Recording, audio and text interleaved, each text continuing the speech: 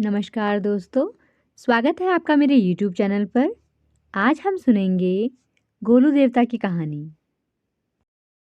यहाँ केवल चिट्ठी भेजने से हो जाती है मुराद पूरी। अभी तक आपने लोगों को मंदिरों में जाकर अपनी मुरादें मांगते देखा होगा, लेकिन उत्तराखंड के अल्मोड़ा और नैनीताल जिले में स्थित गोलू देवता के मंदिर में केवल चिट्ठी भेजने से ही मुराद पूरी हो जाती है।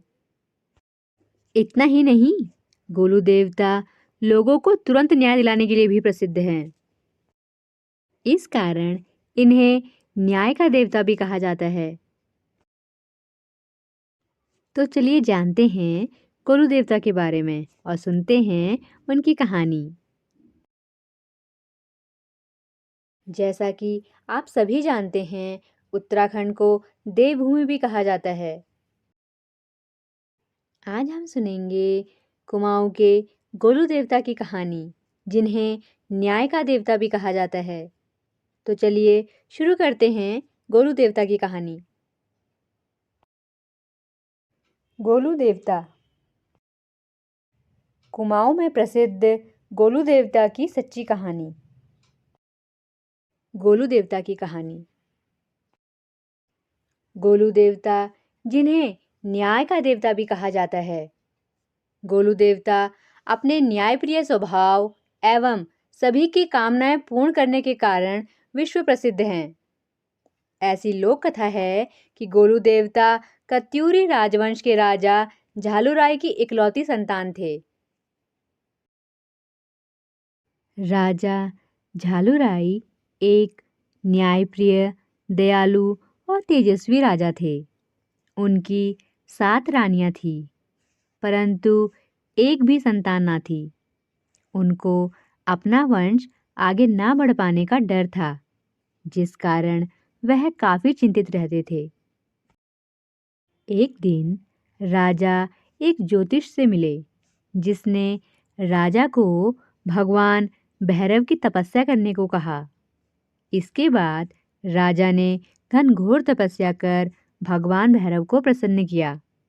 भगवान भैरव ने दर्शन देकर राजा की तपस्या का कारण पूछा। राजा ने कहा, प्रभु, आपको तो सब ज्ञात है।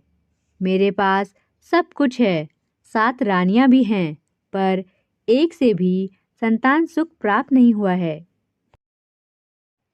यह बात सुन भगवान भैरव ने कहा, राजा, तुम उदारवादी और तेजस्वी राजा हो, परंतु तुम्हारे जीवन में संतान सुख नहीं है।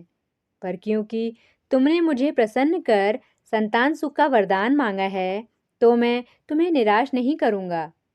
मैं स्वयं तुम्हारे घर पुत्र स्वरूप जन्म लूंगा, परंतु तुम्हें 8वां विवाह करना होगा। यह सुन राजा बहुत प्रसन्न हुए और भगवान भैरव से पूछा कि वह कौन सौभाग्यशाली स्त्री होगी जिसके गर्भ से आप जन्म लेंगे। इस प्रश्न पर भगवान भैरव ने कहा कि उचित समय आने पर तुम्हें स्वयं यह ज्ञात हो जाएगा कि तुम्हारी 8वीं पत्नी कौन होगी। कई दिन बीत गए, पर राजा को वह स्त्री नहीं मिली जिससे वह विवाह कर सके। एक दिन राजा शिकार पर गए हुए थे। शिकार के पश्चात उन्हें प्यास लगी, तो सेवकों से पानी मांगा, पर पानी खत्म हो चुका था। इसलिए सेवक पानी की तलाश में निकल गए और काफी देर तक ना लौटे। तो राजा उनकी तलाश में एक तालाब के किनारे पहुंचे, जहां उनके सिपाही मूर्छित पड़े थे। यह देखकर राजा चौंक गए और जैसे ही राजा पानी पीने वाले थे, उनको एक स्त्री की आवाज सुनाई दी, रुक जाओ, इन सभी ने भी यही गलती की थी। यह तालाब मेरा है और मेरी आज्ञा के बिना तुम पानी नहीं ले सकते हो। वह स्त्री बहुत सुंदर थी। राजा उसे देखकर मंत्रमुग्ध हो गए। राजा ने बताया कि वह इस राज्य के राजा झालूराय हैं और पूछा कि देवी, आप कौन हैं और इस वन में क्या कर रही हैं? उस स्त्री ने बताया कि वह पंच देवताओं की बहन कलिंगा है और झालूराय को यह साबित करने को कहा कि वह राजा है। इस पर झालूराय ने कहा कि आप ही बताएं, देवी, मैं आपको अपने राजा होने का क्या प्रमाण दूं? स्त्री ने पास में ही आपस में लड़ते हुए दो भैंसों को देखा और कहा कि आप इनको अलग कर सके तो मैं मान जाऊंगी कि आप ही राजा झालूराय हैं। राजा ने काफी प्रयास किए पर सफल ना हो सके। यह देख कलिंगा ने स्वयं उन दो भैंसों को अलग कर उनकी लड़ाई समाप्त करवा दी। राजा यह देख काफी प्रभावित हुए और देवी कलिंगा को अपनी 8वीं पत्नी बनाने का ठान लिया और विवाह का प्रस्ताव पंच देवताओं के सम्मुख रखा। पंच देवता भी राजा झालूराय की महानता से प्रभावित थे, इसलिए दोनों का विवाह करा दिया गया। कुछ ही वक्त बाद रानी कलिंगा गर्भवती हो गई। यह देख सातों रानियां रानी कलिंगा से जलने लगी। सातों रानियों ने मिलकर यह योजना बनाई कि कैसे भी रानी कलिंगा की संतान को खत्म करना है। सातों रानियों ने रानी कलिंगा से कहा कि एक ज्योतिषी ने उन्हें बताया है कि जन्म के वक्त अगर तुम अपनी संतान को देखोगी तो वह मर जाएगी। जल्द ही प्रसव का दिन आया। रानी कलिंगा की आंखों पर पट्टी बांधी गई। रानी ने पुत्र को जन्म दिया। सातों रानियों ने बच्चे को गौशाला में फेंक दिया ताकि बच्चा पशुओं के पैरों तले आकर मर जाए। और रानी कलिंगा को बताया कि उसने सिलबट्टे अर्थात पत्थर को जन्म दिया है और खून से लथपथ पत्थर कलिंगा की गोद में दे दिया। वहीं दूसरी तरफ गौशाला में पड़े बच्चे को खरोंच तक नहीं आई। गाय का दूध पीकर बच्चा सकुशल था। यह देख सातों रानियों ने बच्चे को नमक के ढेर में दबा दिया, पर वह नमक का ढेर चीनी के ढेर में बदल गया। के बाद सातों रानियों ने बच्चे को बिच्छुओं के बीच फेंक दिया, पर बच्चे का बाल भी बांका ना हुआ। जब रानी को कुछ ना समझ आया तो बच्चे को संदूक में बंद करके काली नदी में बहा दिया। 7 दिन 7 रात के बाद एक मछुआरे के जाल में वह संदूक जा फंसा। जब मछुआरे ने संदूक खोला तो उसमें से बच्चा निकला। यह देख मछुआरा और उसकी पत्नी काफी प्रसन्न हुए क्योंकि उन दोनों की भी कोई संतान ना थी। दिन बीतते गए, लड़का बड़ा हो चुका था। वहीं दूसरी तरफ राजा झालूराय अपनी किस्मत से काफी निराश थे। एक दिन लड़के को अपने सपने में ज्ञात हुआ कि वह राजा झालूराय के पुत्र हैं और उनकी सौतेली माँ सातों रानियों ने धोखे से उन्हें अपने माता पिता से दूर कर दिया है। साथ ही अपने जीवन का उद्देश्य, जन्म से जुड़ी घटनाएं, सब कुछ याद आ गया। सब कुछ ज्ञात होने के पश्चात लड़का अपने पिता मछुआरे के पास गया और घोड़े की मांग की। मछुआरा गरीब था, घोड़ा खरीद पाने में सक्षम ना था, तो वह लकड़ी का घोड़ा ले आया। लड़का अपने भगवान भैरव के अवतार को जान चुका था, जिस कारण उसमें दैवीय व चमत्कारी शक्तियां आ चुकी थी। तो लड़के ने अपने चमत्कार से लकड़ी के घोड़े को जीवित कर दिया और घोड़े को लेकर राजा झालूराय की राजधानी की तरफ चल पड़े।